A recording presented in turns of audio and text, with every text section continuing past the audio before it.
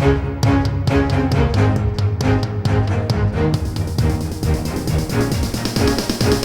is the Washington Times front page for the first day of September, Wednesday, September 1st, 2021. Thanks for joining us. I'm George Gerbo.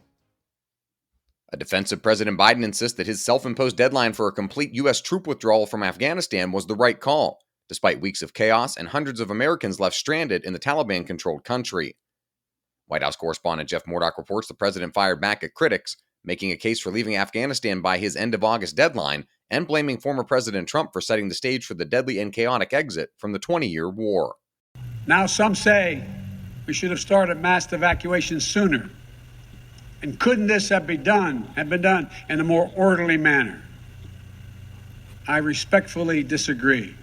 The president repeatedly insisted on sticking to the deadline despite pressure from Democrats and Republicans to extend it to evacuate more American citizens and allies. That's led to the politics of war and withdrawal to rev up in Washington, our Seth McLaughlin reports. Republicans on Capitol Hill say Biden has violated the no man left behind credo of the armed forces. Republicans are confident that the frenetic nature of the withdrawal will boost their hand ahead of the 2022 midterm elections, when Democrats will be defending control of the House and the Senate. As for what's left behind in the Middle East, the fall of Kabul to the Taliban could be a major strategic victory for Pakistan. National Security Team leader Guy Taylor reports national security sources say Pakistan has spent the past 20 years carefully playing both sides of the war in Afghanistan to protect its own interests. Pakistani officials sharply deny such claims and assert their only goal in Afghanistan has been to help the U.S. defeat terrorists and create a stable government in its volatile neighbor. But regional experts say there's little question that elements of the Pakistani government have been playing a double game.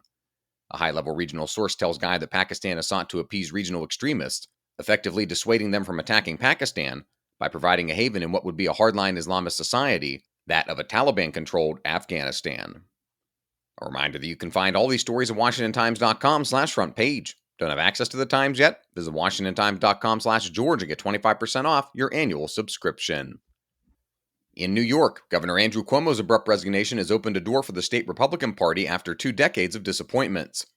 Seth McLaughlin and Dave Boyer report Republicans hope to reverse their fortunes and take advantage of Cuomo's stunning downfall, as well as a possible fight between newly minted Governor Kathy Hochul and progressive Democrats in the primary election next year. New York Republican Party Chair Nick Langworthy said the party has been building its digital operation and is ready to capitalize on the Cuomo downfall. Democrats hold both of New York's U.S. Senate seats and 19 of the state's House seats. Republicans haven't won a U.S. Senate race since 1992, and the party has been shut out in statewide races since Governor George Pataki captured a third term in 2002. And finally, a U.S. Air Force Research Center says China recently tested new long-range missiles. Bill Gertz reports the Air Force's Air University based in Alabama says the missiles were launched August 13th from a training site in western China and traveled 870 miles before hitting 2 targets in an airfield. Chinese state media described the tests as 2 new-type missiles. Reporting on the test triggered a large trending response on Chinese social media. Find all of today's front page stories at WashingtonTimes.com/front page or on the Washington Times app, and follow us for free on all of your favorite podcast platforms. Just search Washington Times.